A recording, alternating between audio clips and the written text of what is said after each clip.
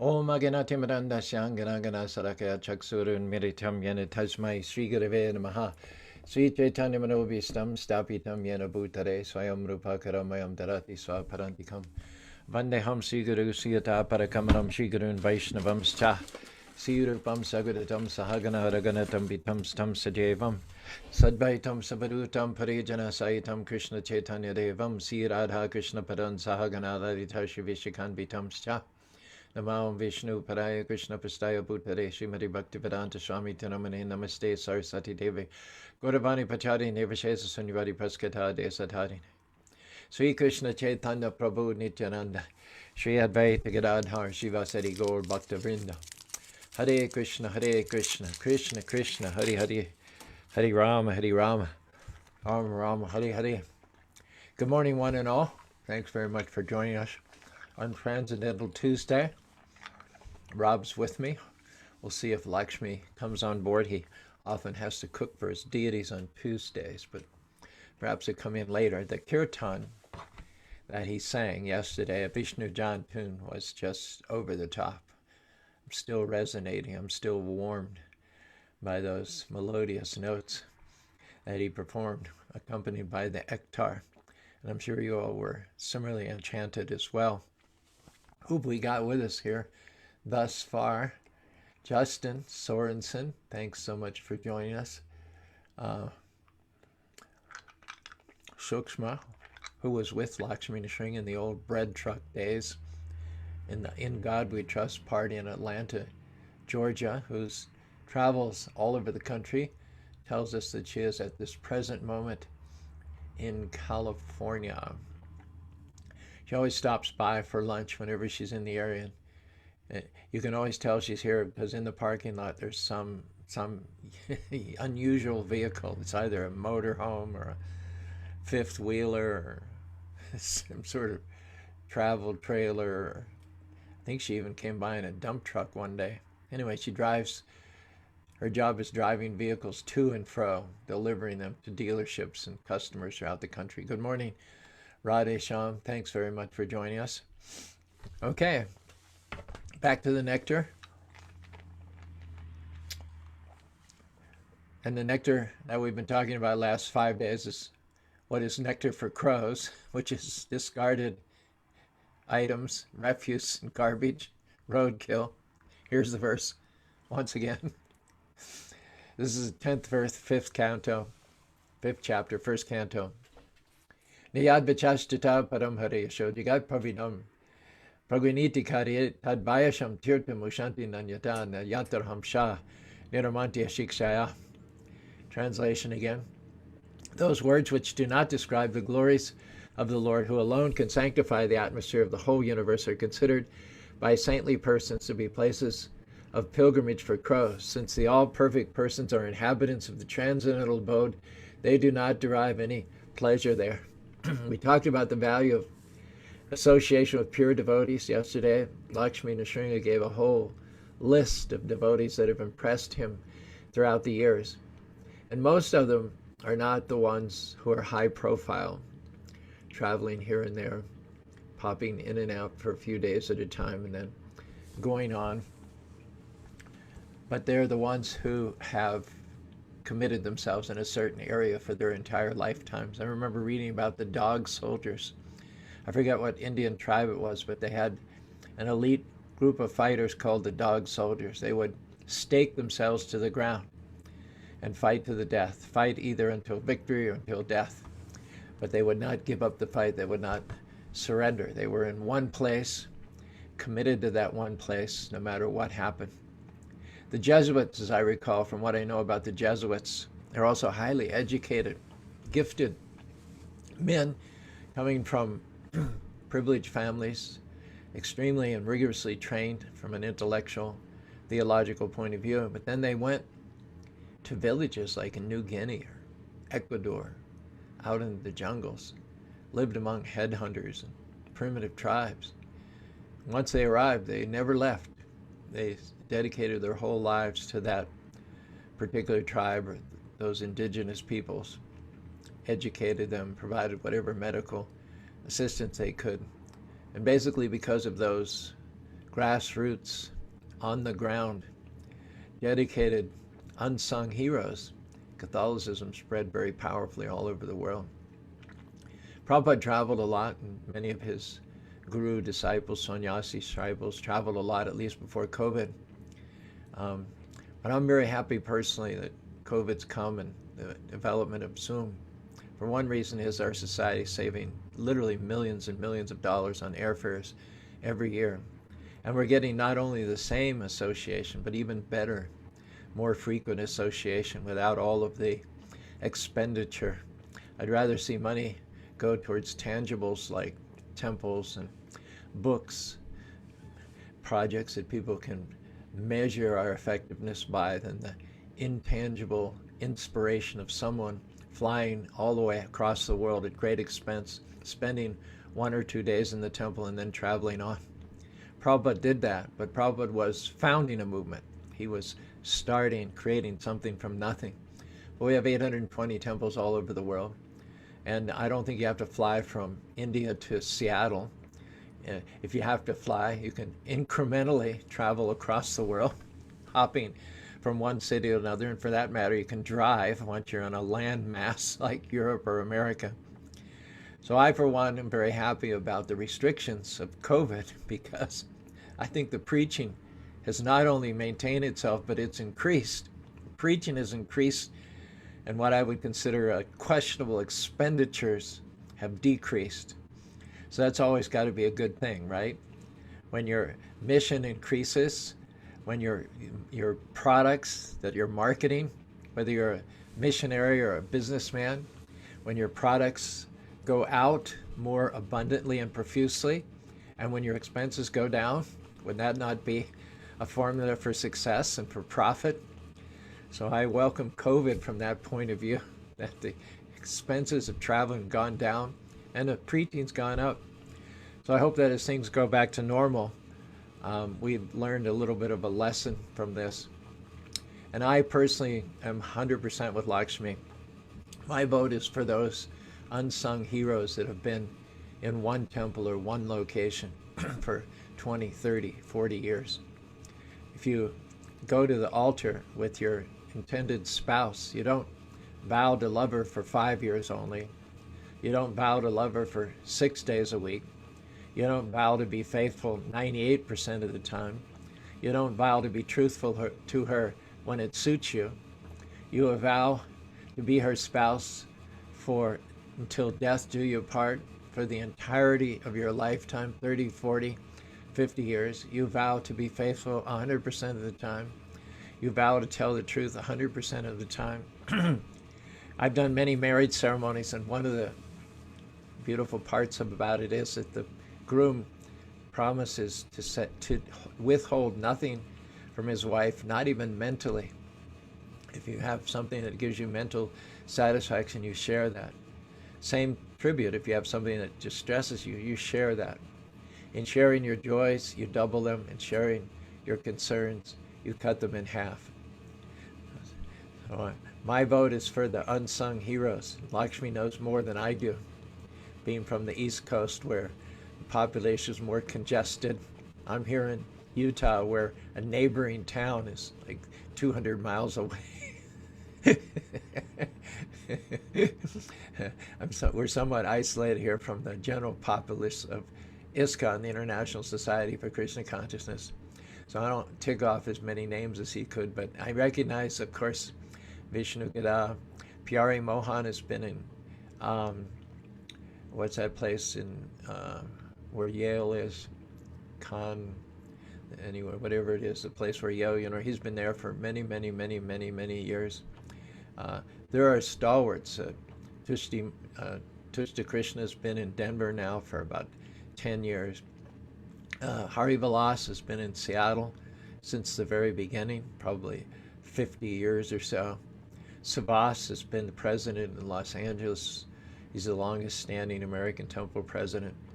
These are the stalwarts. It's by digging in and making a commitment, making a full-time, lifetime commitment to your constituencies. And then, of course, if you stand before the altar and promise to be faithful and truthful to your spouse for the next 30 or 40 or 50 years, what that does is obliges your spouse to do the same. So when you commit your life to a community, and the community knows there's not going to be a revolving door of changing faces, the same person has committed themselves to you, to this particular community, for the next 50 or 60 years, then the community responds. You get much better results.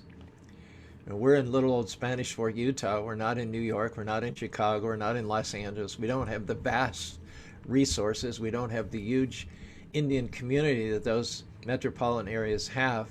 But what we have is we're here for the duration. And we made that known way back in 1980, 35, 40 years ago.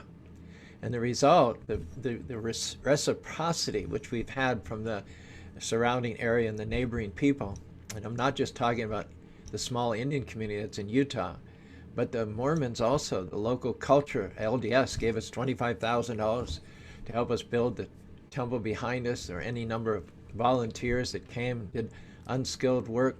We always have their goodwill. Many of the individuals have donated hundreds, if not thousands of dollars. They support and attend our many temple functions, which are fundraising as well. And I like to believe it's not due to any brilliance on our part or any razzle-dazzle. We're not rock stars to fly in and fly out, give some temporary spurt of enthusiasm. I believe that what is inspiring about us is that we're old stick in the muds. We're just not going anywhere, you know. We may not have the sizzle factor of others. We haven't been there, done that. We haven't been anywhere since we came to Utah. Last time I went to India, I think it was 2009. We've just been too busy building 2 temples, a radio station, having festivals here and there, cultivating the local people, receiving guests and visitors every day at our Spanish Fork Temple, and running the buffet and the gift store, taking care of the animals. Keeps us busy, too busy to consider ducking out, even for a day or so. Too much depends upon us. Color orders. This time of year, I get 2 or 3 color orders, so on top of everything else, I have to make sure those color orders go out on time so that people get them in time for their events. So we're burdened down with responsibilities. We're burdened down with duties. Can't hardly nip out even for a day or 2. But you know, it's ecstatic. I love it. I love getting deeper and deeper involved with the people and putting your roots down deeper and deeper and deeper. We used to have the term, you know, when you're on top of a situation, or you're getting a good grasp of the situation, you're getting some good traction, we would say, I got it wired. I got it wired. So we're hardwired to the community, and the community's hardwired to us. We had an elderly gentleman yesterday. He just came up to me and he said, "So this is you at your leisure." And I'm like, "What's that?" I was wearing jeans and a shirt. I had just done 3 hours of cooking. I did my show in the morning, Motivational Monday. Then I dashed to the kitchen. That's why I didn't respond to any of your comments until much later in the day. And same is the case today. We're doing another cooking marathon today. So I went in the kitchen. We cooked Funzy Cuddy. Paul joined me. Paul joined me. A couple of our WUFA volunteers. We created about 10 4-inch deep steam table trays of chili, vegetarian, vegan chili. Then we made Funzy Cuddy, which is basically green beans in a cuddy sauce with basin flour, yogurt, and whey, and baby potatoes in there too. We made 4 or 5 trays of those. And after that, I just kind of wandered into the temple to see what was going on. This gentleman, he's in his 70s. He looked at me and said, "So this is you and your leisure." And I said, I guess that's something you would say to a celebrity or a rock star. But I'm just coming from the kitchen. I'm bone tired. Been going nonstop for 9 hours. And so I said, "What? Say what?" And he had seen me on some BYU sponsored television show. I forget what the name of it was, but I had been interviewed extensively 45 minutes or so upstairs in the temple room. It might have been 10, 12 years ago. I don't even remember. And the interviewer asked, how did we come to Utah? And how did everything evolve and come to its present state? I'd answered. And so this gentleman, he looks at me and says, so this is you and you're a laser. And then he told me how he had seen me on TV and how he'd learned a lot. He was genuinely appreciative. He said he'd learned a lot from the interview about who we were and what our philosophy was and how we'd come to Utah. So there are people like that all over Utah that recognize me, and I may not recognize them, but I owe an unpayable debt of gratitude to the people who have risen up to reciprocate with my wife and my's humble commitment. After all, we have to stay somewhere. We decided to stay in Utah, which is not at all the worst place to stay. There is so much about Utah that recommends itself, not the least of which is the goodness of the people, the striking scenic beauty of the Wasatch Mountains, the waterfalls, lakes, rivers, wildlife, hot springs, the beautiful striking scenery that meets you wherever you go. So it wasn't much of an austerity on our part to choose to settle down in Utah. But we feel for that little tiny sacrifice that we made on our part, the community has paid us back hundreds, if not thousands and thousands of times. Kind of in a similar vein, when we decided we needed something more permanent than just the radio station house in which to meet and gather and have our Sunday programs, we thought, well, if we're going to build something, we're going to go all the way. We're not just going to build something functional or something economical, something that's structurally practical but not at all striking.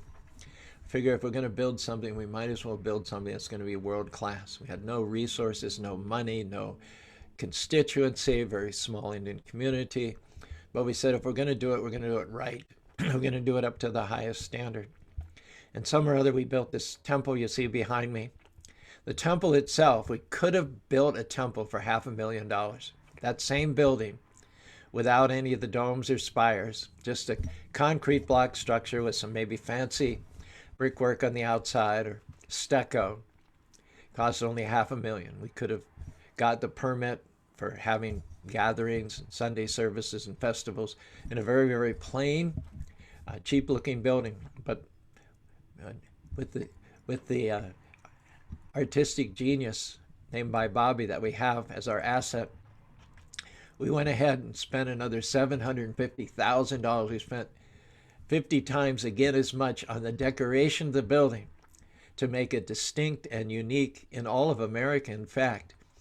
And that money that we spent, the excessive extra money over and above what was minimally possible, has come back to us millions and millions of times over. People come through the door with a look of astonishment on their faces, a big smile, and they say, how did this magnificent building get here?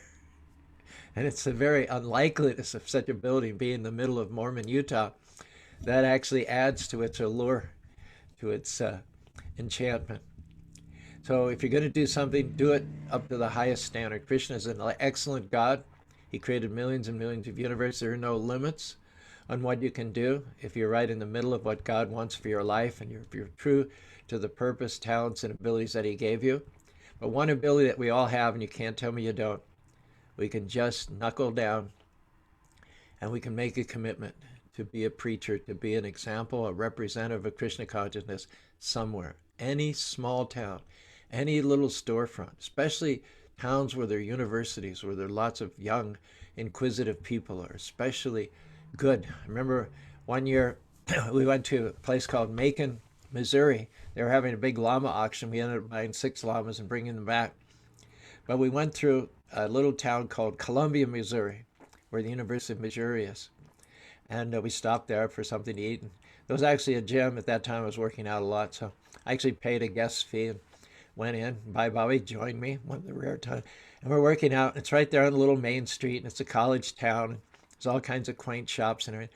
I said, Bobby, can we start a center here? She says, true, sober up.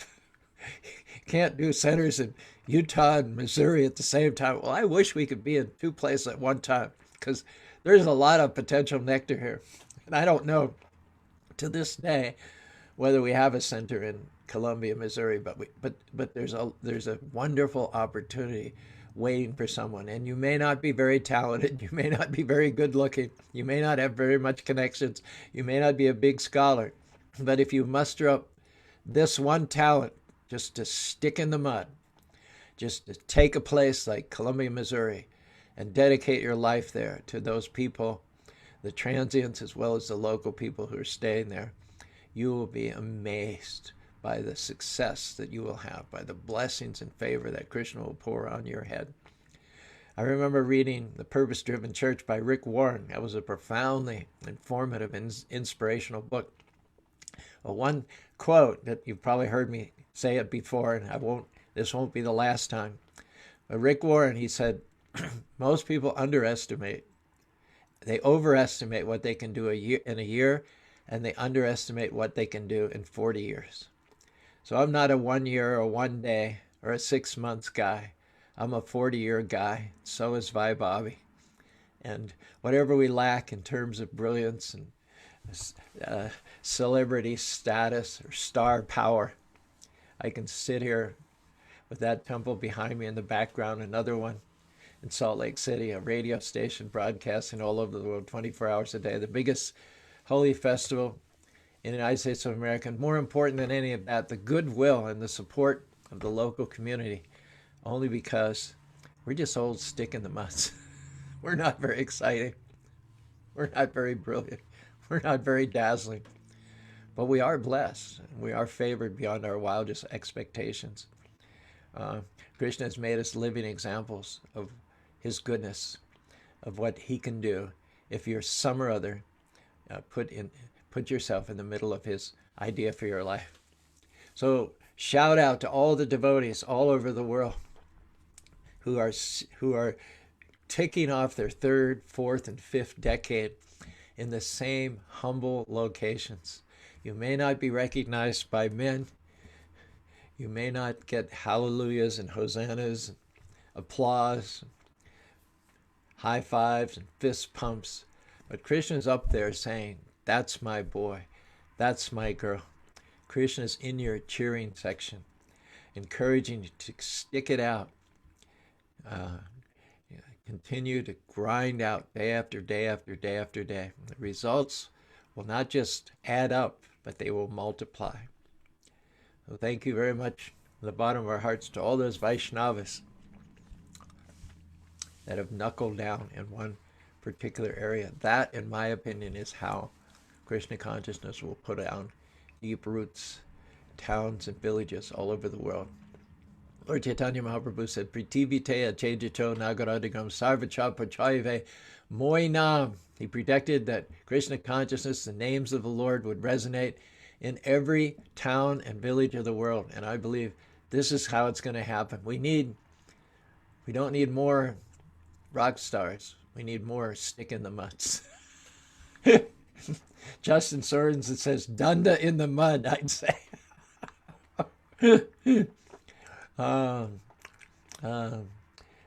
Govinda says, true, you're a rock star with transcendental sizzle.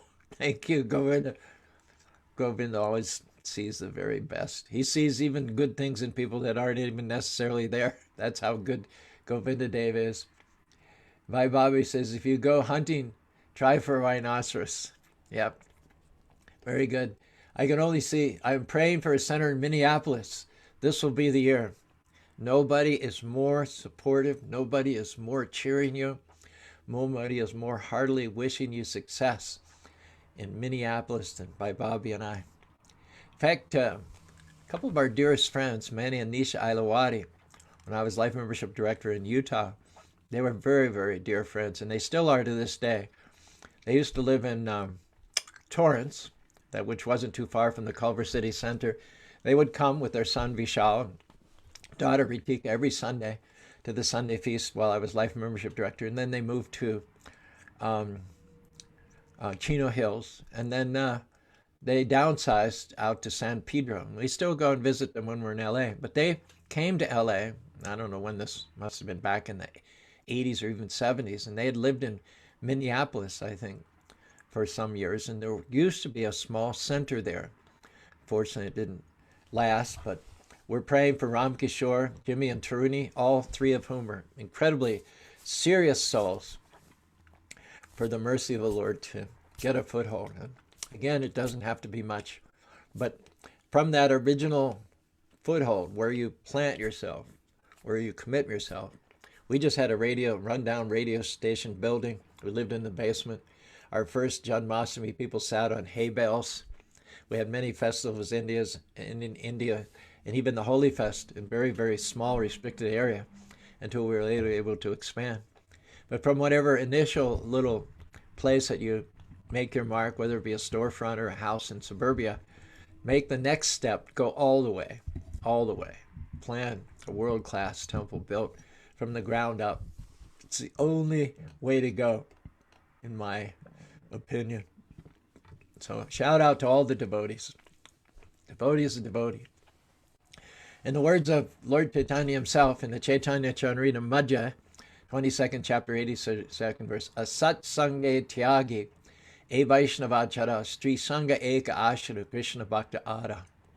To remain unattached, because you can't work fully and vigorously and wholeheartedly within the material energy to spread the mercy of Lord Chaitanya Mahaprabhu if you have material attachment. It just doesn't work. I don't know if you've ever tried on the river or the lake with one foot in one boat and another foot in another boat. Have you ever tried that? The boats seem to have minds of their own. One goes one way and goes another way. Gradually your legs get stretched further and further apart, and eventually you just end up falling in the water. So you can't be a materialist and you can't be a spiritualist. You can't be in the internal energy and the external energy. You're going to be in one or the other. You have to make a choice. And the best way to transfer yourself to the spiritual energy is just choose who your friends are very carefully. I remember Los Angeles, they have a huge Rath Yatra there. Hopefully in 2021, it'll resume. It's usually the second weekend in August, second Sunday in August. It's a question and answer booth, and they asked me to man it for an hour one year. And one of the girls, young black girl, maybe in her early 20s, she came up to me. We were sitting, and so there were 30 or 40 people, and so she said, I've recently started chanting Hare Krishna on beads, but I have a problem. I said, what's your problem? I can't finish a round without crying. I chant, I get a quarter way through a round, I get halfway through the round, and I start crying. Krishna, why did I leave you? Why have I left you for so long? Why? I said, that's a problem I wish I had. She said, what advice can you give me? I said, you're chanting Hare Krishna. You've obviously been inspired to do that by an empowered preacher. Take advantage of the association of that preacher. That preacher has given up their own comforts, their own privacy, in order to make themselves available to you. They will be more than delighted to answer any of your questions, to mentor you.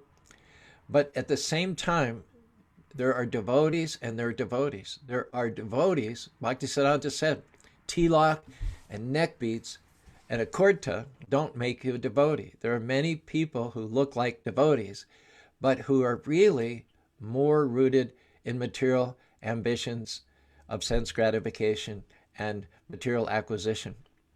Just because you dress like a devotee and call yourself a devotee, it doesn't actually mean that you're in the internal spiritual energy.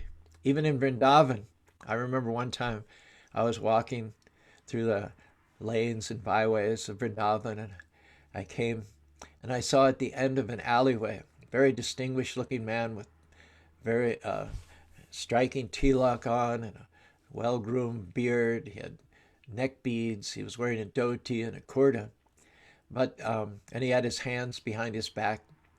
But as I got closer, he brought one of his hands from behind his back and then raised and put his cigarette to his lips. I thought, whoa, it was like It was so jarring to me. It was such a disconnect. Someone, I don't know if I'd ever seen before or since someone wearing tilak and neck beads smoking a cigarette.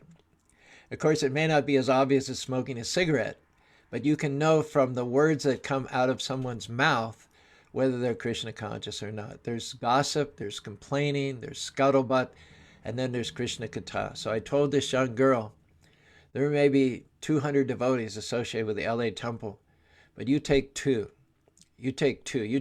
You examine very carefully. You listen. You open your ears and hear whether in their association you're becoming more Krishna conscious or whether you're just talking prajalpa about devotees this and devotee that and devotee this and devotee that. And just pick a couple, maybe 3, maybe maximum 4, and take them as your mentors. Be greedy for their association. And then you'll continue to have this problem of not being able to finish your rounds because of crying. But if you detect the slightest bit of jadedness, of cynicism, criticism, or sarcasm, walk away. Right in mid-sentence, walk away. Don't spend another nanosecond in the association of someone who looks like a devotee but speaks ill of other people who chant Hare Krishna. This is called Asat Sange Tyagi. This is not from me. This is directly from the mouth of Sri Chaitanya Mahaprabhu. One is known not by what he wears, not by one's dress, but by the words that come out of one's mouth. Chanaka Pandit said, a fool may dress very nicely. You cannot tell he's a fool just by the way he's dressed necessarily. However, as soon as someone opens their mouth, then you can tell whether they're a learned, self-controlled person of discipline and character or whether they're a fool. So listen very carefully to what you hear. And it's not difficult to tell if someone is truly representing and spreading Krishna consciousness. One time someone asked Prabhupada, how do we know that someone represents Krishna? How do we know that someone is worthy of being followed as a guru, a shiksha or diksha guru? Prabhupada said it's not very difficult. How do you know that someone works for IBM? Well, they talk about IBM. They have a briefcase full of brochures on IBM products. They're very conversant and learned about IBM as a company and what they can do for you and how they can make your life and your business activities go better. You're probably wearing an IBM tie, a tie that says IBM. They may be driving a BMW. That's just a joke. And everything about them emanates IBM, IBM, IBM. So, Yadhara Darshana Krishna, Aisha Krishna Nama. Pure devotee is one who you just see his face. Or more importantly, you hear the words come from his mouth and immediately you tell, this is a devotee. And not only that, but the words from the mouth are incredibly enlivening to those who are prospective devotees themselves. Satam Prashangam Maviya Sambido Bhavanti Iskcon Rishana Tajoshara Rishua Bhargavartani Shradhara Tir Bhakti Nukramishati. So Satam, those who are on the progressive path back to home. Prashangam, they seek like association. In connection with this verse about crows and swans, Prabhupada said, birds of a feather flock together. The swans flock together. You'll hardly ever see one crow sifting through the garbage. You'll see a bunch of crows. What do they call a bunch of crows? I forget what it's called. Maybe someone can type in the word for me, what you call a congregation of crows sifting through the garbage. And similarly, swans like to flock together as well. At least 1 or 2 swans will be in areas of scenic beauty. That's the way of the world. So, Satam Prashangam Mamayar Virya Sambido, the activities of the Lord, who is Virya, who is the greatest hero, who is the most virile and the most praiseworthy, whose activities are the most astounding and the most worthy of being sung and broadcast and glorified. A murder. Thank you, Ram Kishore. Yes, a murder of crows. Satam Vasham Bhavanti Yudikana, to hear the words coming from the mouth of swan-like men gives great satisfaction to the karna, to the ears. And by hearing, simply by hearing, taking pleasure in the association of and hearing from the swan-like men, all fear, anxiety, and stress, apavarga, all the symptoms of material life loosen, the knots of material attachment loosen, shraddha, raktir, bhaktir, anukrishi, and faith develops, attachment, shraddha, raktir, and ultimately the full-fledged fruit of love of God evolve one after another, just from hearing from pure devotees. Yeah, Ram Kishore gave us the answer, and Bhai Bobby also gave us the answer there too. Subhadra, thank you very much for giving. So Lord Chaitanya says, one must give up the association of materialistic persons and seek the association of devotees, because without the association of devotees, you cannot understand Krishna. You have to hear about the beloved from the lover. That's the magic. When you don't hear about the beloved from an academicist, someone who studied the beloved. You hear about the beloved from the lover. The words of the lover have special magical potency to infect you. I remember I went to Boy Scout camp one year and I had a roommate, and he was just stricken with this girl. He came from a different city. I'd never met the girl. But, after lights out, we'd still be pumped up with energy and all. And so we just talk. And so there in the dark, he would tell me about this girl, and I forget what her name was. But, by the end of the week, I really wanted to meet that girl. I was even running scenarios through my mind. You think I could steal her from him? I was like 12 years old or something, so give me a break, okay? But the fact is that even in the mundane sense, when the lover talks about the beloved, it's especially enticing. It draws you in. You just want more and more and more of it. So, because in the association of pure devotees, discussion of the pastimes and activities of the Supreme Personality is very pleasing and satisfied to the ear, and not only to the ear, but to the heart. If it's only to do with the ears, it doesn't really have much value, much sticking power. It's not going to change the direction of your life. But those things that cause the heart to quicken, those things that excite the heart and cause the blood to pulse more actively and vigorously, those are life-changing things. When a wife, a faithful wife, like my beloved Bhai Bobby, for instance, hears something about her husband, she gets excited. Her heart speeds. Now, Bhai Bobby, don't you write something in the comment section that you and I are going to regret here now, okay? But the wife, her heart quickens when she hears something about her husband. Similarly, the husband, he also likes to hear about the qualities of his wife. They don't want you can pick some for the wife. You can pick some other man. He may even be more qualified, better looking. I once heard about one woman. Her husband was like something out of GQ, right? Gentleman's Quarterly. Her husband was tall, dark, handsome, good looking, had a good job. And another one's husband was like someone out of DQ, Dairy Queen, George Costanza. But it didn't matter. He's my husband. I would rather hear about my DQ husband than somebody else's GQ husband, because he's my husband. I love him. I've committed to him.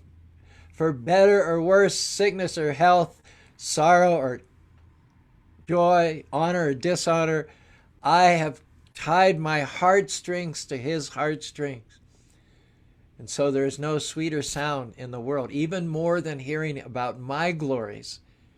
My heart thrills and quickens to hear. Bye, Bobby. Thank you, bye, Bobby. She said, she wrote, my heart always quickens. Same to you, my love. Our 50th wedding anniversary is coming up on May 17th, y'all. So you can tell the woman about some better looking, higher paid husband, and it's just cold. Just cold. You know, when Sita was captured by Ravana and held within the Ashok Grove, Ravana would continuously visit her, and he would talk about his power as compared to Ram's. Ram is just a pauper living in the forest. Nobody cares for him. He got kicked out of the palace. On the other hand, I have a city of gold. I have wives who are beautiful queens that I've stolen from the richest kingdoms of the earth. Even the demigods bow down for me. Sita just, she couldn't stand it. It was like, put my finger in my mouth, you know. It didn't matter how powerful or agile or what a great warrior or general Ravana was, or how big a kingdom he had, or how many wives he had. He wasn't the one to whom Sita had made her commitment. Ram was her eternal love and consort. She only wanted to hear about Ram. When Ravana would come in and start talking about himself, it was like, oh, yuck. You know, she couldn't wait for Ram to get out of her space so that she could go back to chanting Jai Ram, Si Ram, Jai Jai Ram, Jai Ram, Si Ram, Jai Jai Ram, Raghupati Raghav Raja Ram, Patita Pavana Sita Ram, Raghupati Raghav Raja Ram, Patita Pavana Sita Ram. So in the association, Satam Prasanga Mavirya, of those who are head over heels in love with Krishna and cannot but talk about his glories. No complaints, no gossip, no sarcasm, no cynicism, no criticism. Do I have to say that again? It's so important that these things be kicked out from the society of devotees, because they ruin, they spoil everything. And especially a new person, all bright-eyed and bushy-tailed, who happens upon an older devotee who has been done wrong, who has been mistreated, who has a sad tale. Tell you want sad tales? I got plenty of sad tales for you. But that doesn't matter. That doesn't matter. I got past them. Krishna blessed me in ways that I could never imagine, because I did not get stuck. I did not soak. I did not sour because someone did me wrong. Go ahead, do me wrong. My enemies are my friends. Look at Dhruva. We've been talking about Dhruva recently. Stepmother pulled him down from the lap of his father. Tapashara Purusha Tashaivagana. Garba Tumsanat Medichishi Shamashanam. If you want to sit on the throne of your father, you have to do penances and austerities and please the Supreme Personality of Godhead, and maybe you'll take your next birth from my womb. Wow! What an insult to a 5-year-old defenseless boy. The favorite, youngest queen of the king, in a position of privilege, with her son being promoted over the firstborn Dhruva to be the heir apparent, scathingly criticizing him, trying to take away his self-confidence and his self-respect, picking on him at a 5-year-old boy. How unfair. And yet the funny thing is that when Dhruva went to his mother Suniti, told her what Suruchi had said to him, this is what Suniti said, if I can remember. Atishta tvatat vimatsara tvam ukpa sutrapata ukpa supata uksapatra yad vyalakam. As harsh and as unkind as those words, ukpa sutrapa, as the words of your stepmother were, na vyalakam, they're true. Araja adokshada param padmam vrajanti charanti dyashanam uttamam yata. If you at all want to sit on the throne of your father, then you do have to do austerities and penances and please the Supreme Personality of Godhead. So we're all going to encounter, less than ideal people in our lives, some of them with tilak and some of them without tilak, who will take advantage of us, who will try to pull us down, who will try to fill our ears with trash and pollute our consciousness. But we can either sink down to their level and go along with them, or we can use those unfair situations and those people who did us wrong to take the high road, to continue to be good, to continue to be people of excellence, to not waste our time and allow ourselves to be distracted in recriminations and singing sad old songs and having a pity party, and use it as a launching pad to go to the next level of Krishna consciousness. It all comes down to very carefully choosing who is in your inner circle. By cultivating such knowledge and by cultivating such association of pure devotees, Prabhupada says, one gradually becomes advanced on the path of liberation and thereafter is freed and his attraction becomes fixed. Shraddha, Ratir, Bhaktir, Anukripshi. Stay the course.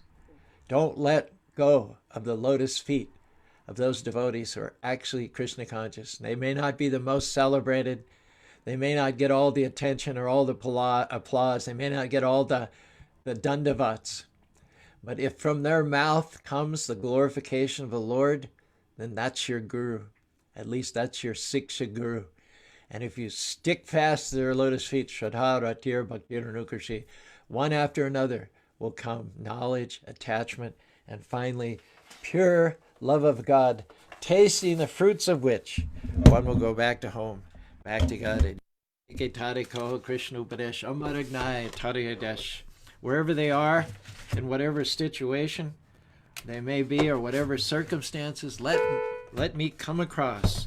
Let me discover those who are genuine devotees of the Lord, because from their mouth comes the honey, the nectar. The nectar from the lotus feet of the Lord. Rob, a word, a valedictory word from you this morning. Thank you, Prabhuji.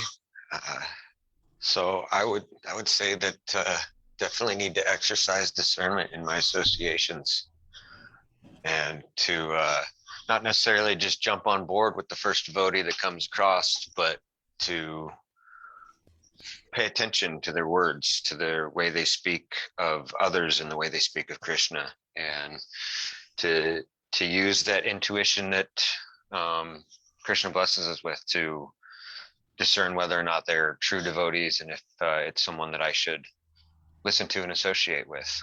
And through that association, I can associate through with swans, or if I'm not discerning, I can associate with crows.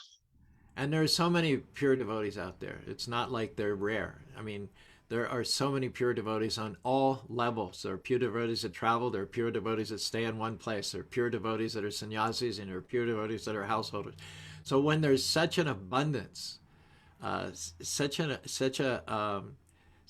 so many devotees to choose from, my caution is, when you have such a choice, take your time. Don't just fall in with the first person who has tilak and neck beads. Take your time.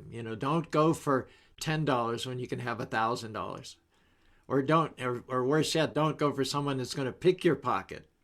It's going to take away what you have. And there's nothing more precious and valuable than that initial enthusiasm. That's like your tender seed, your tender little plant that's just seeing the light of day. It has to be very, very carefully nurtured. But we also have to take care of our own seed as well. We can go and spend a few minutes here and there like a bee, going and seeing which flower has the most honey. So our word for the day is go for the flower that's packed with honey, not the flower that may look like it has honey, but actually it has something bitter inside. Is that okay, Rob? I remember when we first bought the school in Salt Lake City. In 2012, we got this great deal from the Seventh-day Adventists, who were so happy to sell us their property. They said, God sent us. It was 4 acres of land, 13,000 square foot of building. It was built in 1957 as an elementary school by the Seventh-day Adventists. And shortly after we bought it, this guy turned up. He was probably 60 on the door. And he'd lived in Salt Lake City his whole life. And he just had this bitter story about how he joined in San Francisco in 1968. And I guess, it was all the devotees' fault. But I could also intimate from his attitude and everything that he was probably someone who's not very tactful, who's pretty cynical and offensive by nature. I just kind of got that feeling. But from his point of view, it was all the devotees' fault. Through no fault of his own, they asked him to leave the temple. And I mean, you have to do that. Nowadays, if we ask someone to leave the temple, we'll give them a bus ticket home. But in those days, they didn't have money to give people bus tickets. So they just asked him to relocate. And this guy, he walked from San Francisco to Salt Lake City. And he blamed that hardship on the devotees. It was all the devotees' fault, for kicking him out. And I suspect they had every reason. Yeah, but they're not as healthy as the others. He didn't have to walk. He could have in those days, I hitchhiked all over the world. I hitchhiked in Europe. I hitchhiked in Asia. I hitchhiked from Istanbul to Delhi, But he couldn't do it. He had to walk because he's working on his grudge. He's cultivating his grudge. He's growing his grudge. And all the time we've been in Utah, he never showed up because the devotees are bad. But finally, he couldn't resist it. He had to have some sounding board to spew out his vitriol, which had been building up for 40 years. And he came and he told me this story about how he'd been wrong 50 years ago. Well, we all have stories like that. You're not unique. You didn't get picked on especially. Even in a religious society, there are going to be the perception of inequities. But what held him back would have been the same catalyst for propelling someone else forward. When we put these things aside, we take the high road, we forget about it, Krishna notices that. Krishna is especially favorable to those who don't get stuck on the road back to home, back to God. What do you think, Rob? I would definitely agree, Babaji. And I was going to agree with your agricultural analogy with the flowers and being discerning. I actually was just thinning my starts, and it's the same thing. You look for the healthiest, the best, the cream of the crop, and those are the ones that you want to keep. Those are the ones you want to associate with. Word to the wise today from Rob and Caru. George Pratt, Govinda says, Jai Rob. Jai Rob. Me too. I'll second that. Jai Sri Radha says, Hare Krishna, Dandavat Pranams. Bhai Bobby says, can we give our association without being harmed? Yeah, we can love people, but sometimes we have to love them from a little distance. We just say Hari Bol, and before they get a chance to sing their sad song, just smile and move on, Britta, she says, Haribol Caru, you in between teaching again, but I love popping in with you all in the morning. I can't tell you how much we love you popping in, Britta. Jaisi Radhe says, everyone has their own story. It's part of the deal. Isn't that a fact? I'm finding all the devotees all over the world living alone, away from devotees, back working some miserable job, as if that is better than taking flack from devotees who we probably deserve it. All right, we had a certain specific laser-like message today. I hope we didn't offend anybody. It's not our intent, but it's our intent to give you discernment and discrimination. And once you intersect with devotees and get the seed of devotional service and you have that spurt of initial enthusiasm, our hope is that you will have the correct fuel and nourishment, nutriments, so that it will blaze up high enough to carry you and your loved ones back to home, back to Godhead.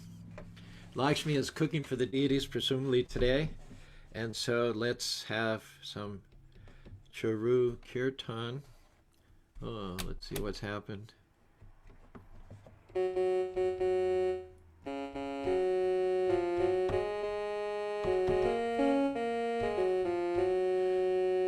Hare Krishna. Following that beautiful kirtan of yesterday, I feel so unqualified. This is stick in the mud kirtan compared to Lakshmi Nishringa kirtan. Hare Krishna, Hare Krishna, Krishna Krishna, Hare Hare, Hare Rama, Hare Rama, Rama Rama, Hare Hare, Hare Krishna, Hare Krishna, Krishna Krishna, Hare Hare, Hare Rama, Hare Rama, Rama Rama, Hare Hare, Hare Krishna, Hare Krishna, Krishna Krishna, Hare Hare, Hare Rama, Hare Rama, Rama Rama, Hare Hare, Hare Krishna, Hare Krishna, Krishna Krishna, Hare Hare, Hare Rama, Hare Rama, Rama Rama, Hare Hare, Hare Krishna, Hare Krishna, Krishna Krishna, Hare Hare, Hare Rama, Hare Rama, Rama Rama, Hare Hare, Hare Krishna, Hare Krishna, Krishna Krishna, Hare Hare, Hare Rama, Hare Rama, Rama Rama, Hare Hare, Hare Krishna, Hare Krishna, Krishna Krishna, Hare Hare, Hare Rama, Hare Rama, Rama Rama, Hare Hare, Hare Krishna, Hare Krishna, Krishna Krishna, Hare Hare, Hare Rama, Hare Rama, Rama Rama, Hare Hare, Hare Krishna, Hare Krishna, Krishna Krishna, Hare Hare, Hare Rama, Hare Rama, Rama Rama, Hare Hare.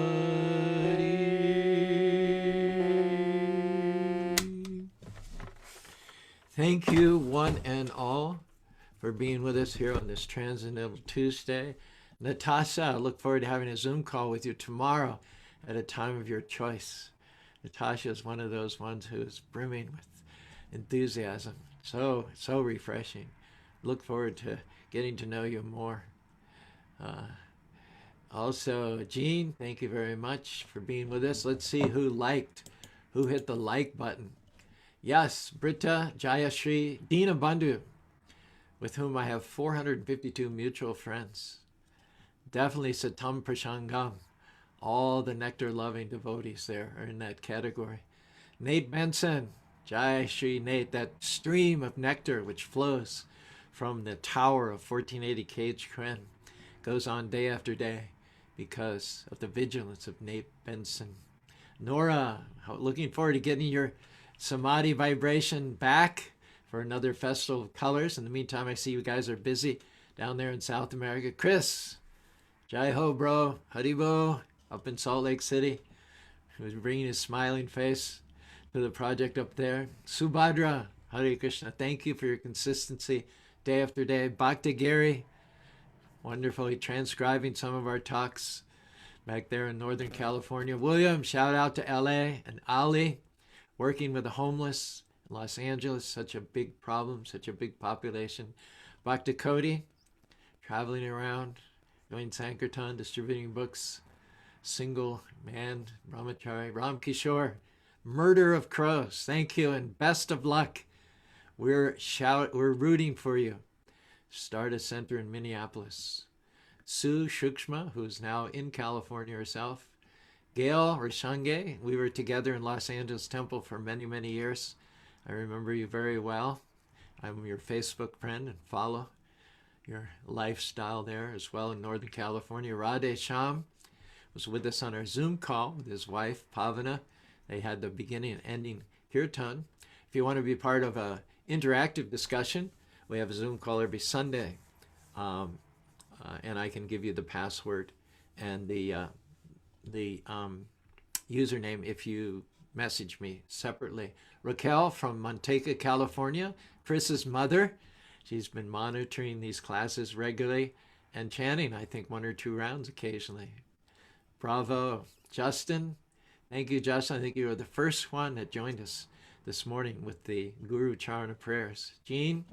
Jean is very faithful. Goes back a long way. Bear, thanks for joining us. And Natasha, right here from Provo, Utah. We'll be talking more together. Thank you once again. This has been Transcendental Tuesday. I've got another cooking marathon.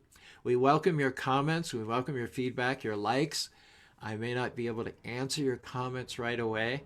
I've got to jump into the kitchen again, but I will look forward with great anticipation to visiting your comments sometime after the noon hour and getting back to you. In the meantime, thank you so much again. I can never thank you enough. Don't forget to chant Hare Krishna, Krishna Krishna, Hare Hare, Hare Ram, Ram Ram, Hare Hare.